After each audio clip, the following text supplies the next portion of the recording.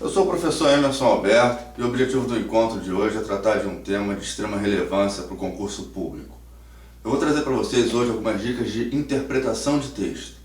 É fundamental que para boa interpretação o candidato obedeça a algumas observações, alguns princípios básicos que, apesar de simples, são extremamente relevantes para o bom desempenho na hora de fazer a resolução das questões. Primeiro passo, o candidato deve ter em mente que o texto ele deve ser lido de uma maneira pausada, de uma maneira a respeitar a pontuação. Isso é fundamental. Então, o primeiro tema aqui, o primeiro ponto, respeitar a pontuação. Muitas das vezes, a leitura atabalhoada, apressada, causa um entendimento equívoco, errado, daquilo que está sendo transmitido. Um outro assunto, um outro ponto muito importante.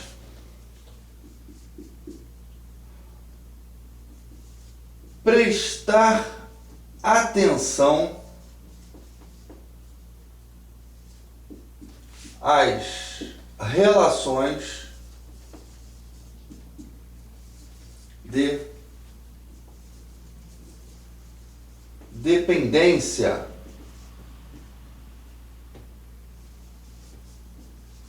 entre os termos.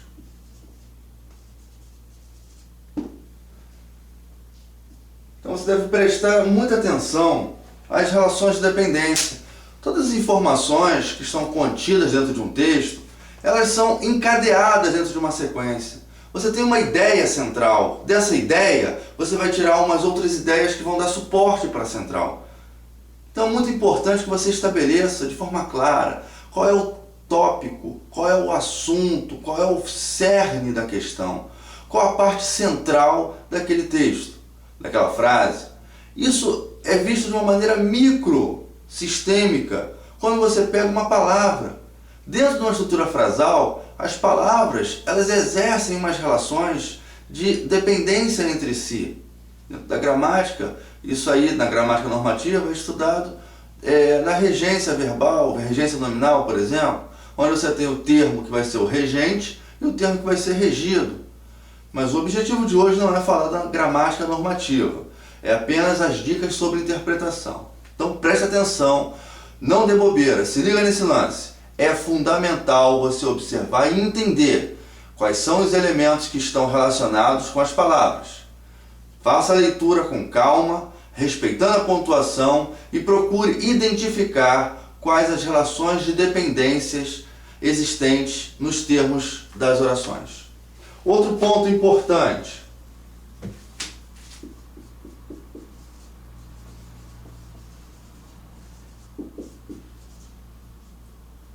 Preconceito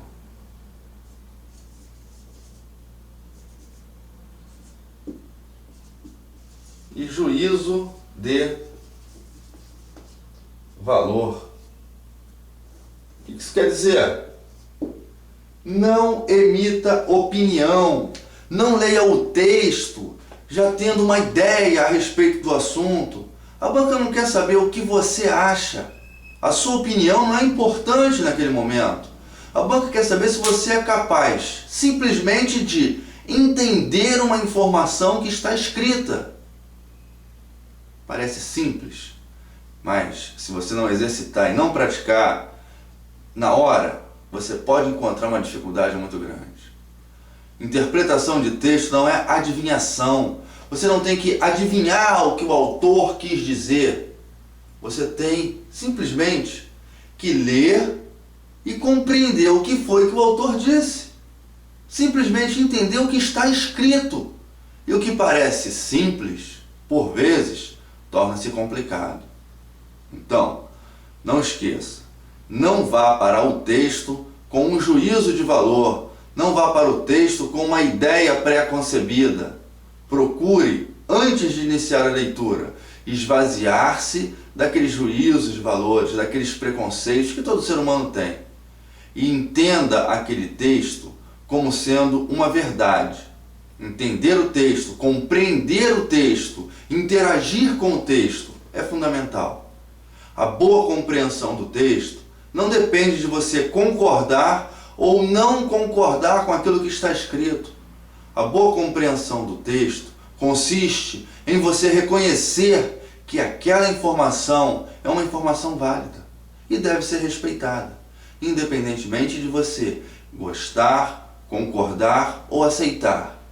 Você tem simplesmente que respeitar, compreender e reproduzir aquela informação, ou melhor, identificar a reprodução daquela informação dentre as opções que lhes serão apresentadas.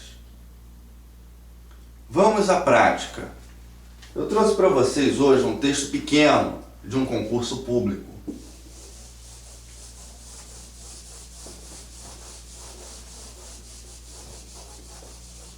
Apesar de pequeno, é um texto que traz bastante informação. O texto começa assim: o extraordinário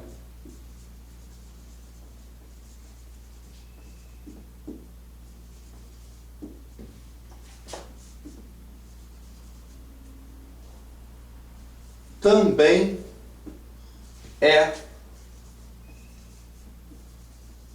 natural, vírgula. Ainda que raro e menos frequente. Um texto pequeno. O extraordinário também é natural, ainda que raro e menos frequente. Vamos compreender primeiro as informações que estão contidas nesse pequeno texto. Para que possamos compreender isso, é necessário que nós busquemos alguns elementos da gramática normativa. Não vou fazer um aprofundamento na explicação a respeito desses elementos, tá? Vamos apenas analisar de forma superficial, mas são importantes. Primeiro passo, a ideia central. Onde é que eu vou encontrar a ideia central? Qual é o cerne da questão? Onde está o foco do texto? Primeiro, vamos procurar o verbo. O extraordinário também é natural. Encontrei o verbo ser. Ainda que raro e menos frequente. Bom, só existe um verbo. O verbo ser. O verbo ser, neste caso aqui, ele tem como sujeito o extraordinário.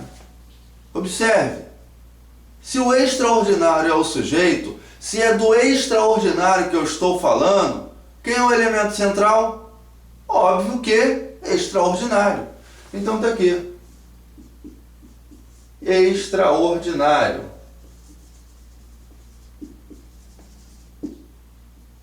É dele que eu estou falando. E o que eu estou falando do extraordinário? Eu estou falando que ele é natural. Então o extraordinário é natural. Acontece que existe a presença de um elemento dentro desse texto que altera o significado, ou melhor dizendo, altera a relação entre extraordinário e natural. E de que maneira ocorre essa alteração? Qual o elemento que causa essa alteração? É o elemento também, uma partícula de inclusão. Quando eu digo o extraordinário também é natural, o também traz em si uma informação acerca não do extraordinário, e sim do natural. Quando eu digo também é natural, eu digo que o grupo do natural possui outros elementos chamados de não extraordinário. Eu posso dizer também que seriam elementos ordinários, né? Não importa o nome dado. o importante é compreender que, dentro do grupo dos naturais, existe o extraordinário. Além do extraordinário, existem outros elementos que não são extraordinários e que pertencem ao grupo dos naturais. Essa informação ela está sendo transmitida por meio da presença da palavra também. E existe uma outra expressão, dando sequência aqui à leitura, ainda que raro e menos frequente. Quem é raro e menos frequente? É o elemento de quem eu estou falando? Extraordinário. Extraordinário é raro, extraordinário é menos frequente. Agora, a expressão ainda que, ele está marcando uma oposição suave, seria chamada concessão. O que é a concessão? Em princípio, existem algumas proibições, algumas vedações. Quando eu quebro essa vedação, eu estabeleço uma concessão. Um exemplo de concessão na sociedade, saindo um pouquinho do âmbito da língua portuguesa, você que tem o seu automóvel não pode sair por aí carregando, transportando as pessoas, oferecendo serviço de transporte e cobrando por esse serviço. Para que você possa exercer esta atividade, é necessário que você tenha do Estado uma concessão, chamada autonomia, no táxi. Então, essa concessão é uma exceção, é uma quebra daquilo que seria a rotina, daquilo que seria a norma. Então vejamos, quando ele diz ainda que raro e menos frequente, ele está se referindo ao extraordinário. O extraordinário é raro e menos frequente. O ainda que, ele marca essa concessão em relação ao elemento natural. Então eu vou compreender duas coisas. A primeira, a informação que está explícita, o que é dito com as palavras de forma explícita. E a segunda, a informação que está implícita, aquilo que é dito com as palavras, mas não de forma clara, apenas com a compreensão, com a interpretação, com o aprofundamento no texto, é que vai ser possível você compreender isso. Vejamos. Uma maneira de representar esse texto seria eu colocar dois conjuntos, sendo o primeiro maior, chamado de natural. E dentro do natural eu vou colocar o extraordinário. Além do extraordinário, eu vou representar com outros elementos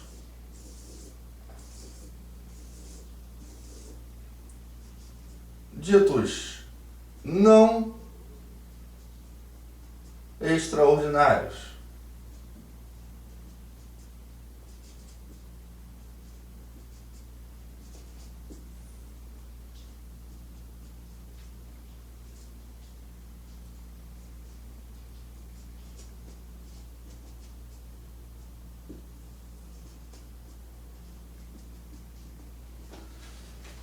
Dá para compreender que o grupo do natural possui o extraordinário e possui outros elementos que não são extraordinários. Fazendo a interpretação dessa maneira, fazendo esse aprofundamento, você não vai ter dúvidas, não vai ter dificuldades. Vamos às opções. Vejamos. A primeira opção diz o seguinte. Letra A.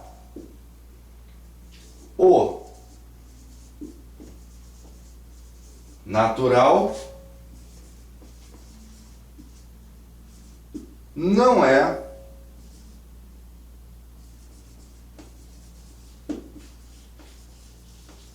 o mais raro. Quando ele afirma que o natural não é o mais raro, eu pergunto, está de acordo ou ou não com o texto. Quem é o mais raro? Quem é o menos frequente? O extraordinário.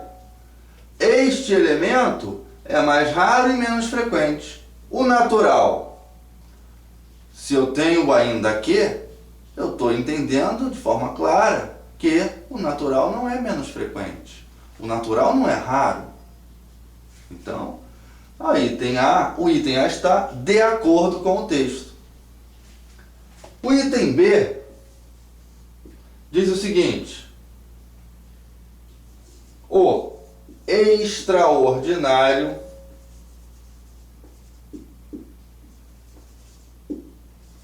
é o mais raro. O item B está de acordo com o texto? Sim, nós já vimos anteriormente. O extraordinário é o mais raro. O extraordinário, além de mais raro, ele também é menos frequente.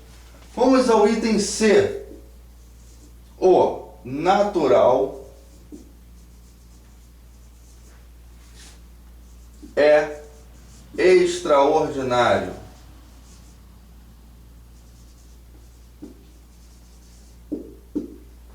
Vejamos. A afirmação do texto, a afirmativa inicial, diz o seguinte: o extraordinário também é natural. Quem pertence a quem? O extraordinário pertence ao natural? É o mesmo que eu dissesse, né? Dizer que o extraordinário pertence ao natural é o mesmo que dizer que o natural pertence ao extraordinário? Aí é que está a diferença.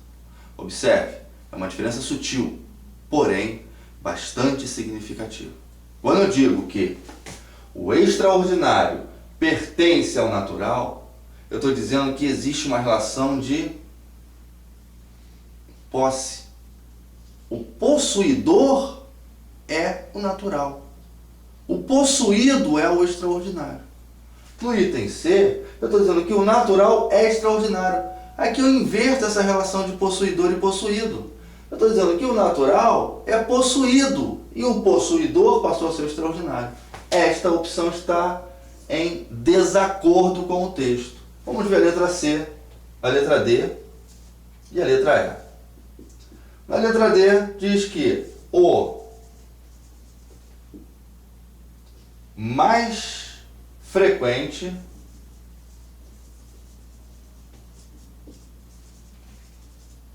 não é o extraordinário.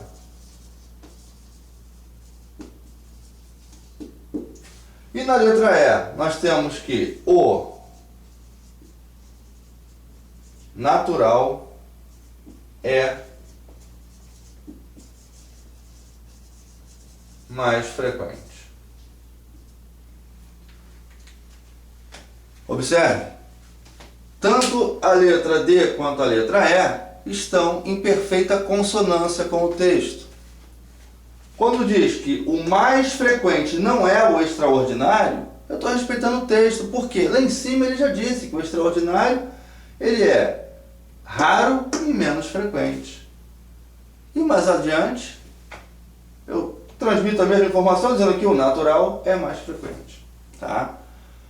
O objetivo é esse, espero que seja proveitoso para vocês e, novamente, qualquer dúvida, sugestão, entre em contato pelo e-mail prof.eaf@hotmail.com. Muito obrigado e bom estudo para vocês.